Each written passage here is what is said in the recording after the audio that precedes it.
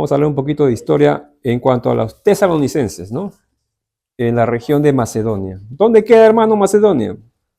Pues eso hoy día es la actual Grecia.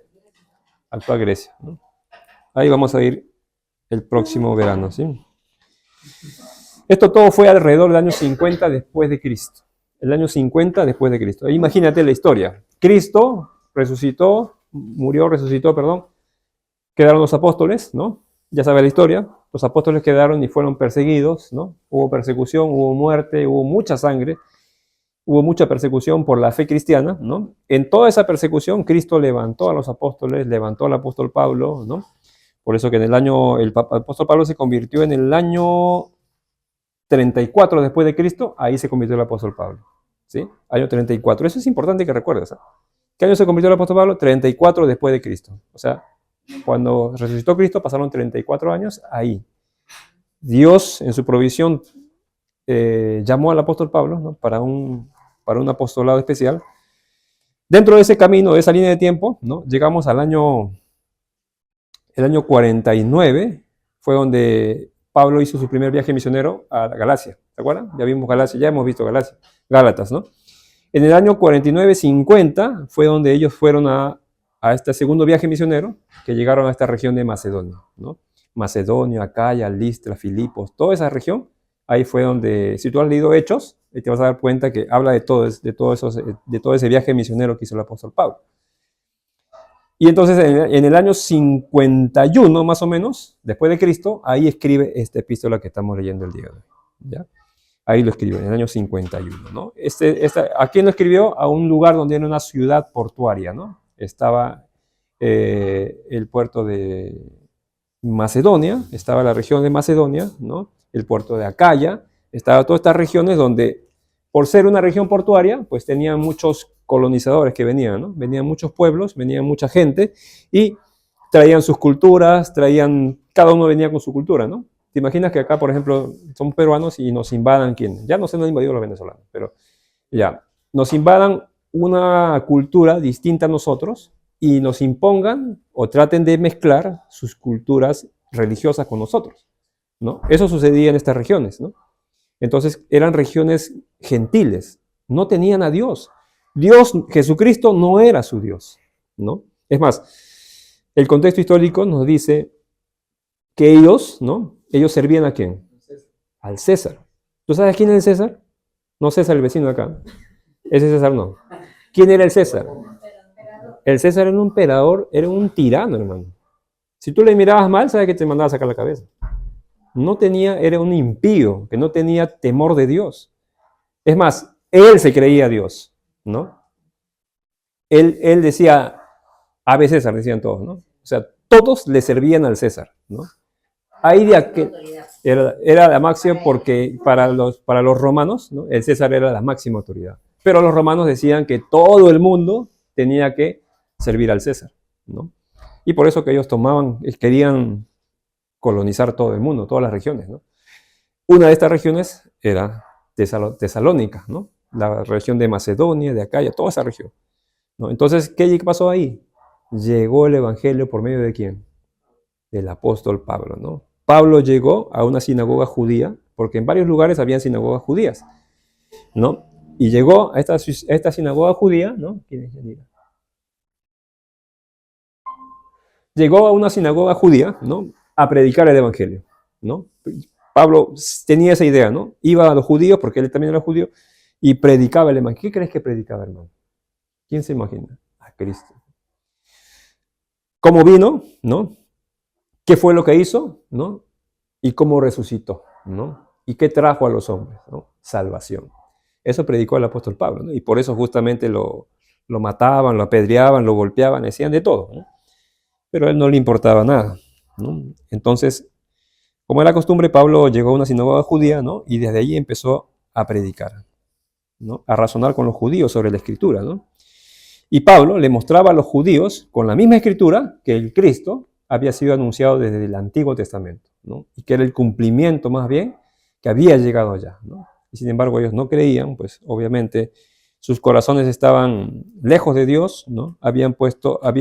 Servían y adoraban a otros dioses en realidad, por más que sean judíos, ¿no? Tú puedes ser creyente. Eso es el gran detalle. Tú puedes ser creyente, pero asegúrate de ser realmente cristiano. Porque tú puedes ponerte una fachada de cristiano y sin embargo no eres cristiano. Porque el cristiano es aquel que adora a Dios, que ama a Dios, que busca a Dios, ¿no? No busca su voluntad, ¿qué busca? La voluntad del Señor. No hace sus planes, pone sus planes en las manos de Dios, ¿no? Eso hace un creyente, ¿no? Entonces los judíos se jactaban de ser el pueblo escogido de Dios, que se jactaban de todo, ¿no? Nosotros somos el pueblo elegido de Dios, predestinados desde antes de la fundación del mundo, de Efesios, ¿no? Predestinados, por si acaso es predestinados para los judíos, no era para los gentiles. Predestinados desde antes de la fundación del mundo, ¿no? Porque eran su pueblo escogido por Dios, ¿no? Sin embargo, este pueblo escogido, Jesús dijo, este pueblo de labios me honra. ¿Por qué? Porque su corazón, ¿dónde estaba? Lejos. No hay nada más triste, hermanos y hermanas, que tener el corazón lejos de Dios. Dios no está lejos de ti, tú estás lejos de Dios. Hermanos, pero no es cierto, porque yo sí estoy cerca de... Sí, pero solamente examina tu conducta, tu caminar. ¿Tú buscas a Dios de verdad? ¿Realmente buscas su voluntad cada día que te levantas? ¿O solamente cuando hay temblor, te acuerdas? ¿O cuando hay un terremoto? ¿O cuando te duele acá el corazón? Dices, te duele el corazón, ya, ay, Señor, ¿no? ¿O solamente cuando tienes algo? No, hermano. Justamente Dios nos ha regalado la conciencia para saber. Nos ha regalado, o sea, la conciencia, el ser consciente de las cosas, no es solamente para que tú apliques la vida lógica y razonable de tu diario vivir, sino que para que esa lógica, esa razón, esa lógica que Dios nos ha dado, nos ha regalado a todos, es para mirar justamente a Dios, ¿no? ¿Qué dice el Salmo? Dice, el Salmo allá, no me acuerdo, disculpen, no me acuerdo qué número es, pero dice el necio en su corazón, no hay Dios, ¿no? ¿Qué dice el necio en su corazón? El necio en su corazón dice, Dios no existe, Dios no hay Dios, ¿no? Bueno, eso es una necedad, ¿no? Hoy en día podemos nosotros comprobar, saber que Dios sí existe. Y que no solamente existe, sino que dividió la historia, ¿no? O sea, ¿qué más quiere? ¿Qué más prueba quieres de que Jesús, míralo si quieres como un Jesús histórico, Jesús es real, ¿no? Justamente estamos leyendo algo que pasó allá en el año 51 después de Cristo, cómo el Evangelio llegó a una ciudad donde ellos adoraban al César, donde ellos rendían culto al César, contra todo lo que uno puede imaginar, ¿no? Oye, nosotros estamos bien, porque es más, el César, ¿qué cosa hacía con ellos? ¿Qué les daba? Les daba privilegios a esta ciudad de Tesalónica. Yo te digo una cosita. Vamos a decir una cosa, mira. Vamos a suponer que ingrese un presidente acá al Perú, ¿ya? Y haga lo que el César. Todos aquellos que han votado por él van a recibir privilegios. Privilegios económicos y privilegios posicionales, qué sé yo. Terrenos, todo lo que quieran. ¿Tú lo seguirías? Por supuesto, ¿sí o no? No más. ¿No? Los gobiernos de hoy día, bueno, vamos a decir que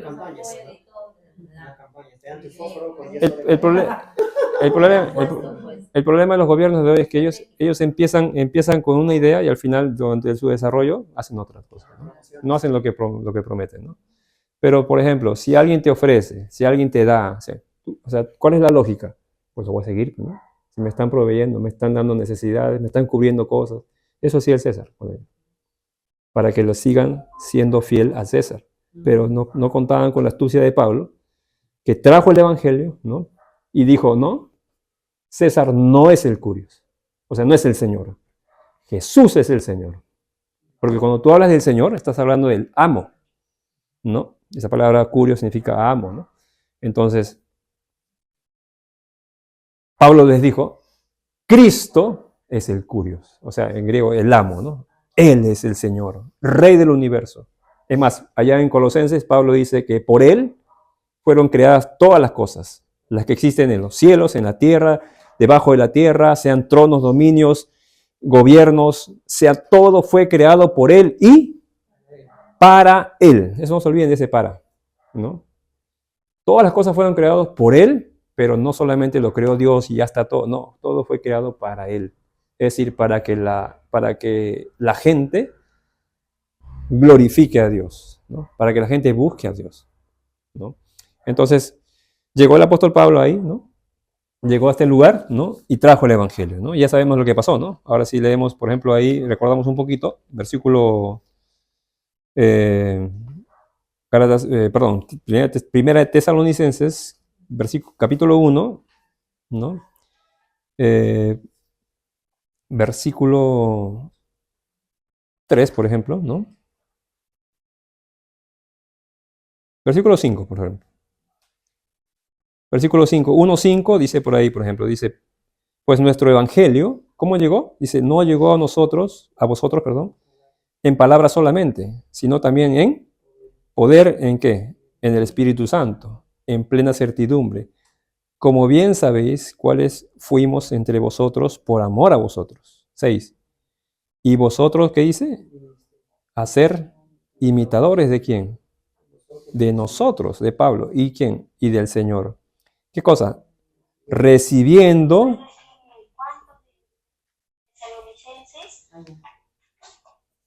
Primera de Tesalonicenses. Sí, Primera de Tesalonicenses 1:6. 1:6. Primera de Tesalonicenses 1:6.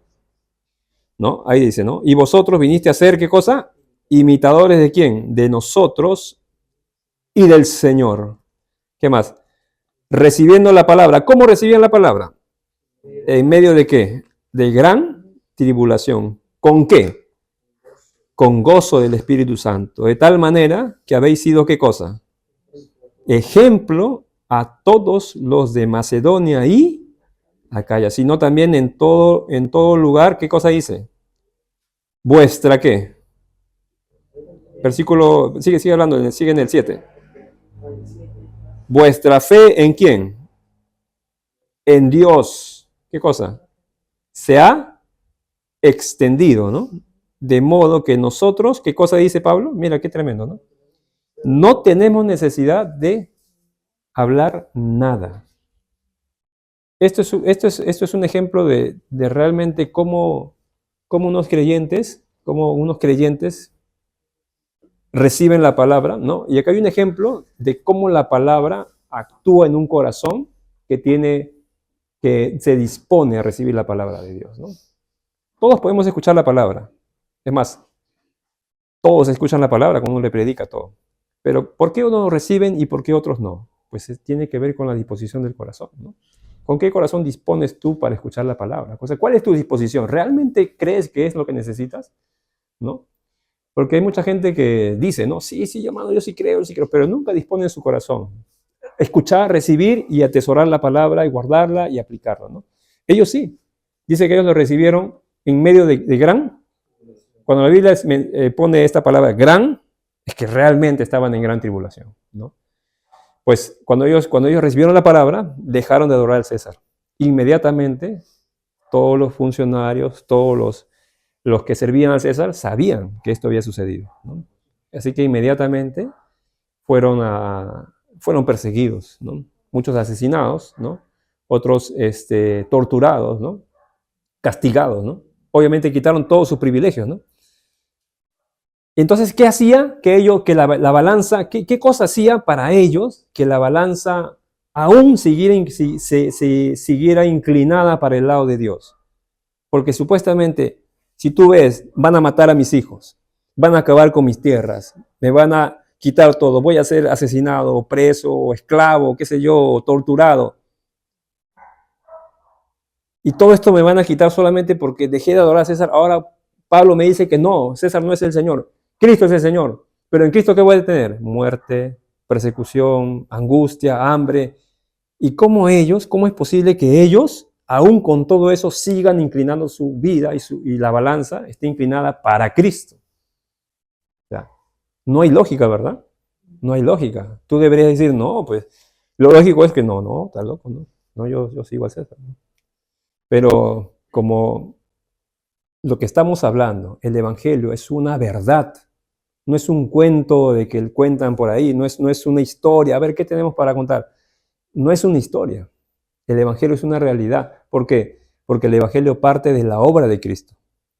O sea, Cristo trajo a la vida del corazón del hombre una realidad de vida. Tú recibes al Espíritu de Dios. Tú recibes la vida de Dios. Por eso que ahora tú puedes conectarte con Dios. Tú puedes tener relación con Dios. Tú puedes crecer en Dios. Dios, ¿no? A través de su Espíritu, obra en tu vida. Qué sé yo, empieza a trabajar en tu vida. En ellos hizo eso. Si no, no se entiende de otra manera. Porque dice ellos, ahí mismo dice, ¿no? Recibieron la palabra que dice en medio de gran tribulación, con gozo de ¿qué? Del Espíritu Santo. Es decir, ellos antes no tenían algo que hoy sí tenían. Cuando creyeron, ¿qué cosa recibieron? Al Espíritu Santo. El Espíritu Santo, bueno, en griego significa dunamis, ¿no? Que significa dinamita, ¿no? Recibieron algo ellos que no tenían. Ellos no tenían el valor para decir no al César. Tenían que recibir algo mayor que ellos. Y recibieron el poder de Dios a través del Espíritu Santo. Ellos ahora estaban seguros. Dice ahí, ¿no? Dice, con gozo del Espíritu Santo, de tal manera que habéis sido ejemplos, dice. Es decir, ellos fueron transformados, hermano. Su vida fue transformada, ¿no? Así es la vida, así es cuando tú escuchas el Evangelio. Tu vida es transformada. No es la misma. No puede ser la misma. ¿Por qué? Porque has recibido la esencia de Dios en tu vida. La esencia de Dios está dentro de ti. Jamás puedes decir que Dios no está contigo si está dentro de ti. Jamás podrías decir, es que, mano, a mí Dios no me ayuda. ¿Cómo no te va? Está dentro de ti, tú has creído. Entonces, ellos recibieron así, ¿no? Y fueron ejemplo, dice, en Macedonia y Acaya, todos se enteraron. La noticia corrió inmediatamente. Oye, ¿ya viste lo que pasó? ¿No? Hay una región, Tesalónica, ya ha llegado, no sé, un nuevo predicador y han dejado de servir al César y qué sé yo. Yo me imagino eso, ¿no? Dice que si no también, dice, mira, y Pablo dice, sino también que en todo lugar vuestra fe en Dios, dice, se ha extendido. O sea, tanto se ha extendido su fe que llegó a tal punto de que nosotros, Pablo dice, no tenemos necesidad de decir nada. Ellos hicieron el trabajo. Cuando recibieron el Evangelio, ¿sabes qué cosa hicieron? Sirvieron. El Evangelio que estamos aprendiendo y recibiendo no es para que tú digas, gracias Señor, qué feliz me vas a hacer ahora, ¿no? Voy a ser libre, no solamente para eso. Yo quiero decirte que tu vida fue llamada para servir a Dios. Tú eres un llamado por Dios para su servicio. Has sido llamado para servir. Y tú dices, hermano, pero ¿en qué voy a servir yo a Dios? Bueno, hay muchas formas de servir a Dios. Pero yo quiero que entiendas que desde ya entiende que tú eres llamado primero a servir a Dios. Y es más, ellos estaban dispuestos a morir por ese servicio. No les interesó absolutamente nada. Es más, Cristo allá en los evangelios dijo, el que quiera seguirme, ¿qué cosas debe hacer? Negarse a sí mismo, tomar su cruz, ¿no? Cada día, ¿no? ¿Y qué cosa más? Y seguirme a mí, ¿no? Entonces, eso es lo que hace el creyente, ¿no? El creyente sigue a Cristo, se niega a sí mismo, ¿no? Y uno dice, pero es que sabes que esa negación y todo eso no lo puedes hacer de manera humana. Si tú estás haciendo esto de manera humana, o sea, por tus propios esfuerzos, no vas a poder hacerlo. Vas a terminar un día como todos muchos hermanos que conocemos, o muchas personas que conocemos, que un día empezaron y de pronto ya no. Se fueron, ¿no? Y volvieron atrás, ¿no? Volvieron a delinquir, volvieron a hacer las cosas de antes, ¿no? ¿Y por qué, hermano? Bueno, posiblemente nunca hayan rendido su corazón a Dios. Simplemente estuvieron haciendo una religión. Porque a veces uno piensa que la religión solamente es la católica, ¿no? Hay también religiosos evangélicos y que no se van a salvar, ¿no? Porque viven una vida religiosa, solamente haciendo actos. Y el evangelio no es de hacer actos, obras. El evangelio es de fe. Por eso él decía, su fe en Dios, ¿qué cosa ha sido? Ha sido extendida, ha sido un ejemplo su fe, ¿no? De eso se trata. Muy bien, con este pequeño, este solamente es el resumen, ¿no? Del capítulo 1, hay más en el capítulo 1, ¿no? Hay mucho más en el capítulo 1, ¿no? Porque dice que ellos dejaron de servir a los dioses, ¿no? Para servir al Dios verdadero, ¿no? Eso es lo que hicieron ellos. Dejaron de servir a sus dioses. Mira cómo se presenta el Evangelio. El Evangelio llega, ¿no? Toca los corazones en medio de tribulación. ¿Y qué sucede después? Dice que ellos imitaron a Pablo y al Señor, ¿verdad? O sea, hubo fruto, ¿no? De esa predicación hubo fruto. ¿Y qué pasó después del fruto? Eran testimonio de fe. Es decir, que fueron a servir a Dios, ¿no? O sea, su fruto respaldaba su servicio, ¿no? Entonces, ¿hay que servir a Dios? Sí, hermano, hay que servir a Dios. Sí, pero no con talento. A Dios tú le sirves con tus frutos. Porque el fruto es la evidencia de que Dios ha hecho una obra en tu corazón, hermano, ¿no? Hay muchas cosas o sea, se puede hacer muchas cosas en la iglesia, por supuesto, hermano. Canta, toca, cocina, sirve, lava, adorna, qué sé yo, ayuda a los niños, ayuda a los jóvenes. Puedes hacer muchas y diversas cosas en la obra de Dios. Pero si eso que haces solamente es una obra humana, es en vano, ¿no? A Dios se le sirve con frutos genuinos, verdaderos, como ellos, ¿no? Como ellos, ¿no? Como ellos, ¿no? Entonces son un ejemplo para nosotros, esta iglesia. Ahora sí, vamos al capítulo 2. Capítulo 2 de Primera Tesalonicenses capítulo 2, ¿no? Espero que por favor lo puedan en la semana, lo puedan revisar, ya lo mandé, el 1 está en el grupo, el contexto histórico también está en el grupo, puedan repasarlo, ¿no? Y yo les hago un desafío, el que encuentre los errores de escritura, me dice, ¿ya? Encuentre los errores de escritura, me dice, hermano, acá te equivocaste, hay varios, ¿eh? Hay varios, ya lo he leído, hay varios errores, pero lo importante es que se entiende todo el relato, ¿sí? Muy bien, vamos a leer Primera Tesalonicenses capítulo 2, versículo 1 y 2. ¿Ya? Vamos a leer el versículo 1 y 2. Dice así, porque vosotros, hablando otra vez, ¿no? De los tesalonicenses, dice Pablo, porque vosotros mismos sabéis, hermanos, que nuestra visita a vosotros, ¿qué dice? No resultó en vana, ¿no? Pues habiendo antes, ¿qué cosa? Padecido, ¿y qué más? Y sido ultrajados, ¿dónde? En Filipos, como sabéis, tuvimos, ¿qué cosa dice Pablo? Denuedo en nuestro Dios para anunciaros el Evangelio de Dios, ¿qué dice? En medio de gran oposición. Entonces, fíjate, el apóstol Pablo entiende que la obra realizada fue por dirección de Dios, es decir, el apóstol Pablo estaba dejando llevar por Dios. Y uno dice, oye, pero ¿cómo va a ser llevado por Dios? Porque estoy teniendo conflictos, o sea, no se me abren las puertas, ¿no? ¿Qué sé yo? No, pero el apóstol Pablo estaba claro de lo que Dios le había encomendado, le había mandado hacer, ¿no? Había oposición, se puede decir, había persecución, ¿no? Pero él estaba claro de que Dios lo había enviado, ¿no? Entonces, a pesar de todo lo que se había levantado, él fue, ¿no? Y dice, el apóstol Pablo entiende que la obra realizada fue por dirección de Dios, por eso no llegó a ser, es decir, lo que él hizo no llegó a ser inútil, porque ahí dice, no fue en vano, dice, ¿no? Lo que hicimos nosotros, ¿no? Dice, no fue inútil o no fue un fracaso, ¿no? Pues cuando ellos padecieron, dice, ¿no? Dice, cuando fui, pues antes, dice, antes, pues habiendo antes padecido, ¿no? Y sido ultrajados en Filipos. Vamos a leer eso, a ver, ahí está en Hechos, a ver, búscame ahí, Leonardo. Hechos 16, 22, 23. 22. Hechos 16, 22, 23. A ver qué dice ahí, fuerte y claro.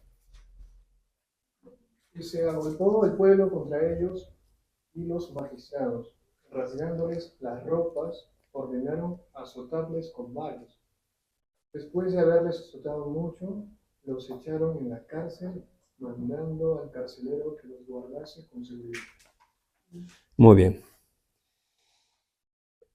Si recuerdan un poco esta historia, ¿no? Esto había sucedido porque ellos habían liberado a una muchacha que tenía un espíritu de adivinación, ¿no? Y cuando esta muchacha que tenía este espíritu de adivinación, pues vio al apóstol Pablo, ¿no? Empezó a dar voces, ¿no? Diciendo que miren que ellos son los hijos del Altísimo, que vienen a predicarle, no sé, ¿no? Empezó a hablar ahí, ¿no? Y dice Pablo que pasaron muchos días, o sea, no fue que lo vio el primer día y ya Pablo, ¿no? Sino que pasaron muchos días y ya se puede decir como colmando a Pablo, ¿no? Él envió y habló, ¿no? Con la autoridad de Dios, ¿no? Expulsó el espíritu que tenía esta joven, ¿no? Y fue ahí, ¿no? Cuando sus amos se quejaron, ¿no? De esto que había sucedido y pues por causa de esto, ¿no? Ellos estaban en Filipos, por causa de esto, pues fueron, como dice ahí, ¿no? Fueron apresados, ¿no? Fueron golpeados, ¿no? Y fueron ultrajados, dice ahí, ¿no? Esa palabra es bien fuerte, ¿no? Cuando dice que fueron ultrajados, ¿no? Ahí dice, por ejemplo, ahí dice, ¿no? Dice, se agolpó el pueblo contra ellos, ¿no? Los magistrados, rasgándoles las ropas. ¿Sabes que ahí lo desnudaban, ¿no? Ahí lo trataban como delincuentes, ¿no? Le quitaban las ropas, ¿no? Rajándoles las ropas, dice, ordenaron azotarles con varas, ¿no? Después de haberle azotado mucho, dice, ¿no? Mucho, lo habían azotado mucho, ¿no? Los echaron en la cárcel, ¿no? Mandando al carcelero que los guardase con seguridad, ¿no? Dice, el cual le metió en el calabozo de más adentro, ¿no? Y los aseguró los pies con el cepo, ¿no? Ahí está toda la historia, ¿no? A medianoche empezaron a cantar, ¿no? Y estaban digno y sucedió lo que sucedió. Pero el hecho es que lo que ellos hicieron, ¿no? No cambió, ¿qué cosa? El denuedo. Porque ahí dice Pablo, ¿no? Dice, habiendo sido nosotros ultrajados en Filipos, tuvimos, ¿qué cosa? Denuedo de nuestro Dios. ¿Sabes qué? A veces nosotros, la verdad que a veces sí tienen razón algunos que dicen. La generación del día de hoy somos como pareciéramos como tu vaso que se ha roto, se acaba de romper, ¿no? Como de cristal, ¿no? Porque a veces ponemos por delante a veces nuestras prioridades personales, ¿no? Y no buscamos, se puede decir, este denuedo que tenía este hombre, ¿no? Por servir a Dios. Yo estoy seguro que si, por ejemplo, si por servir a Dios uno es perseguido, uno es injustamente, estamos hablando de injusticia, si tú fueras tratado injustamente, ¿sabes qué pasaría? Te irías ahorita, buscarías un abogado, ¿no? Te irías al Poder Judicial, gritarías, ¿sabes qué? Te voy a demandar, que mira que... Eso harías tú, ¿no? Humanamente, ¿no? Pero el apóstol Pablo estaba totalmente claro, ¿no? Claro, de que a pesar de que se levanten contra él, de que su cuerpo sea molido, de que su cuerpo sea adolorido, es decir, su cuerpo no era un obstáculo para servir a Dios, ¿no? Más bien, él puso su cuerpo en servicio a Dios, ¿no? A pesar de haber sido golpeados, ¿no? Fueron encarcelados, ¿no? Injustamente, en el calabozo de más adentro, le pusieron el cepo y toda la historia de ahí, ¿no? Pero eso no quitó su denuedo, ¿no? Eso no quitó su denuedo. ¿Qué cosa es el denuedo? ¿Quién me podría explicar qué es el denuedo? ¿Qué podrías entender por denuedo? Ah, Alex, no, Alex no le preguntes. Bueno, podemos entender el denuedo, ¿no? Vamos a buscar Google. Denuedo podemos entender como algo realmente, o sea, una determinación. ¿Ah? ¿Lo leo? Sí, a ver, léelo. El término denuedo Sí. se refiere a una cualidad de carácter que implica valentía, coraje y determinación. Una persona con denuedo es alguien que muestra una gran fuerza de voluntad y una disposición a enfrentar desafíos y obstáculos con valor y perseverancia. Ese es el concepto del denuedo de una persona humana común. Pero cuando Pablo menciona en la escritura, versículo 2 dice, denuedo en ¿quién? En Dios. Hay personas que son bien, se puede decir, hay personas que son determinantes, ¿no? O sea, humanamente hablando, sin Dios, ¿no? Son rectas, ¿no? O sea, son bien aplicadas, son bien, se puede decir, comprometidas con algo que quieren hacer, ¿no? Entonces tienen denuedo, ¿no? Pero Pablo dice, tuvimos denuedo en Dios. Acuérdate que siempre estamos en Dios, estamos en Cristo. Si no estás en Cristo, no puedes hacer mucho. Necesitamos estar en Cristo para que Cristo obre. opere, ¿no? Bien, hermanos, nosotros somos una generación que por gracia de Dios, no pasamos persecución, no nos están persiguiendo, no nos amenazan por predicar la palabra, no nos matan, ¿no? No nos ultrajan, ¿no? No nos cometen injusticia. Bueno, por ahí puede ser que cometan alguna injusticia, pero no como él, ¿no? No hay ese tipo de injusticia, ¿no? Sin embargo, somos los que más a veces nos quejamos, ¿no? Somos los que más a veces recelosos con nuestra propia vida, ¿no? Con mi tiempo, ¿no? Con mi vida, con mis cosas. Nadie se mete con mis cosas, ¿no? Somos los que más. Por eso que esta generación, aunque hemos sido bendecidos por Dios, que no estamos siendo perseguidos, pero tenemos esto que nos falta entender, ¿no? Nos falta comprender cómo servimos a Dios. A Dios se le sirve, ¿sabes cómo? Con denuedo de Dios. Es decir, el denuedo que viene de parte de su espíritu a tu vida, ¿no? Te va a hacer a ti capaz de poder servir a Dios de manera entregada. Ahora, la entrega a Dios tiene que ser una entrega pues, de Dios de verdad, ¿no? No está asentado en estrategias humanas, no está sentado en mi inteligencia, ¿no? No está sentado en mi experiencia de vida, ¿no? El denuedo de Dios es lo que Dios te va a ir guiando cada día a ti, a hacer su servicio. Cada día te va a guiar Dios. Así que dice el apóstol Pablo, ¿no? Tuvimos de nuevo a nuestro Dios para anunciaros el Evangelio. Mira. Nuestro de nuevo, ¿sabes qué cosa era? ¿Para qué? Para anunciar el Evangelio. Para eso tienes de nuevo de Dios. Para eso necesitas el de nuevo de Dios. Para anunciar el Evangelio, dice, en medio de gran oposición. ¿Sí? Dice, no debe haber en nosotros nada que impida cumplir la comisión de Cristo, ni siquiera nuestra propia vida. Ahora sí, por favor, ¿quién tiene la TLA, la traducción TLA? TLA. ¿Tienes? TLA. Léete Mateo 16, 24, 25. Mateo 16, 24, 25 en la TLA. En la traducción del lenguaje actual. Mateo 16, 24, 25. Entonces Jesús les dijo a sus discípulos, si alguien quiere seguirme, tiene que negarse a sí mismo, tomar su cruz y seguirme. Porque el que quiera salvar su vida la perderá, pero el que pierda su vida por mi causa la salvará. Muy bien. Repítelo de nuevo, por favor. Entonces Jesús les dijo a sus discípulos, si alguien quiere seguirme, tiene que negarse a sí mismo, tomar su cruz y seguirme, porque el que quiera salvar su vida la perderá, pero el que pierda su vida por mi causa la salvará. Amén. Está claro, ¿no? Porque el que quiera salvar su vida, ¿qué dice? A ver, ¿qué tiene versión que dice? Si ustedes quieren ser mis discípulos, tienen que olvidarse de hacer su propia voluntad. Tienen que estar dispuestos a cargar su cruz y hacer lo que yo les digo. Esa es la TLA. ¿Y cuál has leído tú? Sí, esa es la TLA. ¿TLA dice? Porque yo tengo la TLA y dice diferente. Ha puesto la NTV, creo. Ya, bueno, acá la TLA dice igual que Janet. Dice, mira, por eso le puse esa. Si ustedes quieren ser mis discípulos, ¿cuántos quieren ser discípulos del Señor? Levante su mano. Levante, y que lo vea el Dios.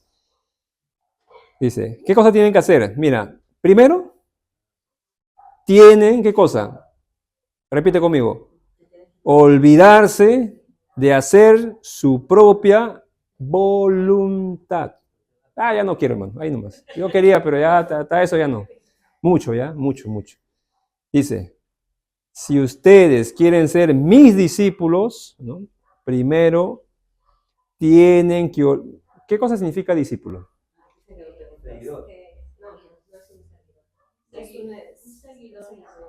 ¿Qué más?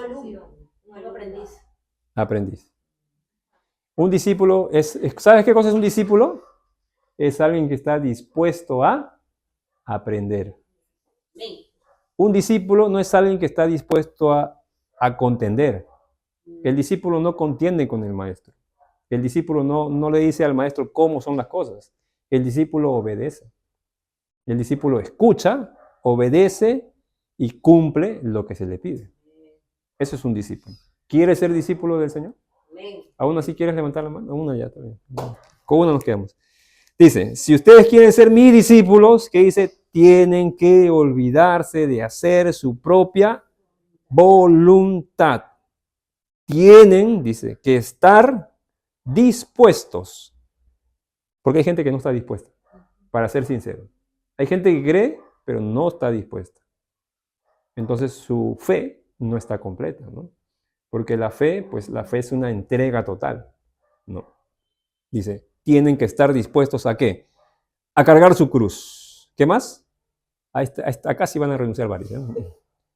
Tienen que estar dispuestos a cargar su cruz. Mira, ¿y qué más? Dice, y a hacer lo que yo les diga. Sigue, sigue. Ya bajó su mano, Carlos. Ya bajó su mano. Y hacer, y muy fuerte, ¿no? Pero esta es palabra de Cristo, palabra del Señor. Esto es palabra del mismo Cristo. Y esto lo dice, ¿sabes qué? No para que el hombre siga a un hombre, sino para que el hombre siga a Cristo. Para que sigas a Cristo, no para que sigas a Jimmy, a cualquiera, no somos nada. Esto es para los que quieren seguir a Jesucristo. Yo sí quiero. Dice 25, ¿no? Mira lo que dice. Si solo les preocupa salvar su vida, ¿eso te preocupa? ¿Salvar tu vida? O sea, ¿te preocupa mucho tu propia vida? Dice Jesús. La van a perder. ¿Sabes lo que está diciendo el Señor? Tú vas a morir. ¿Tú crees que vas a ser eterno? ¿Tú crees que siempre vas a estar aquí? No, tú vas a morir. Dice. Pero si deciden, ¿qué cosa? Mira, pero dice, ese pero es importante, el contraste con esto, dice, pero si deciden dar su vida por mi causa, entonces la salvarán. Cuando Jesús dice, si deciden dar su vida, no se refiere a que ustedes vayan a inmolarse y a morir, ¿no? Ya estoy acá, Señor, que me maten, ¿no? Simplemente está refiriéndose a lo que ya dijo en el versículo 24, ¿no? Cuando ustedes dicen, deciden dar su vida, se refiere a qué? A que tienen que olvidarse de hacer su propia voluntad, a que tienen que estar dispuestos a cargar su cruz, ¿no? A hacer lo que yo les diga. Eso es dar su vida por mi causa. ¿Sí?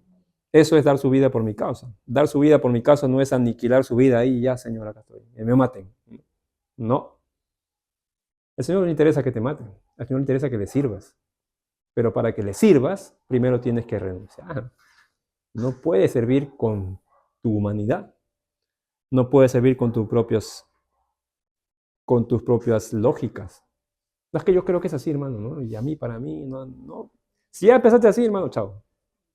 Porque tienes que aprender a tener este denuedo. Pablo tenía este denuedo. Los tesalonicenses tenían este denuedo.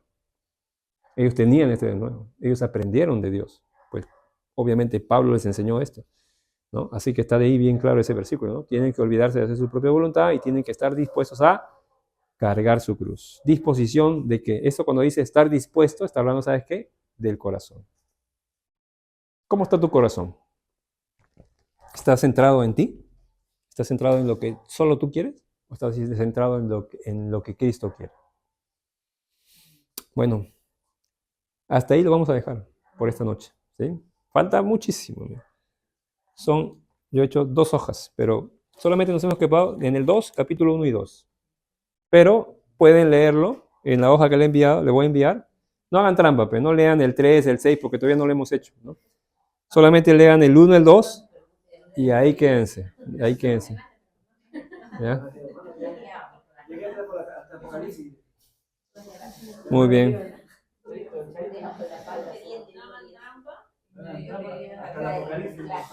Vamos a orar, vamos a orar, vamos a orar. Vamos a orar, vamos a orar, vamos a orar. Mira, hermanos, esta noche la palabra ha sido bastante clara, ha sido bastante, creo que bastante persuasiva para nuestras vidas, ¿no? Ponte pie, hermano. La palabra ha sido clara, ¿no? Clara. Y bueno,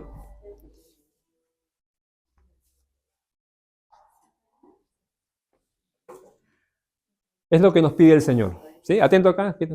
Vamos acá. Estamos aquí. Estamos aquí. Dios te está llamando. Dios te está persuadiendo a tu corazón. Y tú dices, hermano, creo que es de mucho, ¿no? Creo que es mucho lo que pide Dios. Algunos piensan, algunos dirán, ¿será, Señor? No, no es mucho. En realidad, Dios te ama. Dios quiere guardar tus pasos. Dios quiere guardar tu camino. Dios quiere que tú seas guardado por Él. Y por eso, que es que Dios sabe lo que necesita tu corazón. Allá cuando estaba con los jóvenes, cuando les hablaba acerca del enamoramiento, ¿no? Les decía que en Jeremías 17:9 dice que el corazón del hombre es engañoso, ¿no? Y da unas cualidades del corazón del hombre, que es engañoso, que es frágil, que es perverso, que es retorcido, que siempre se inclina a lo malo, a pecar, siempre está inclinado a pecar. Por eso que cuando vino Cristo, ¿sabes dónde vino a morar? Al corazón, a tu corazón. Ahí vino Cristo y ahí quiere morar Jesús, en tu corazón. Por eso que la Biblia dice en Corintios que nosotros, ¿qué somos? Somos templo ¿de qué? Del Espíritu de Dios. Y el Espíritu de Dios habita dentro de nosotros, ¿verdad? Así que Cristo vino a morar a tu corazón. Justamente ahí, el corazón que se te desvía, que te lleva a pecar, que te impulsa a pecar, ahí quiere estar Cristo.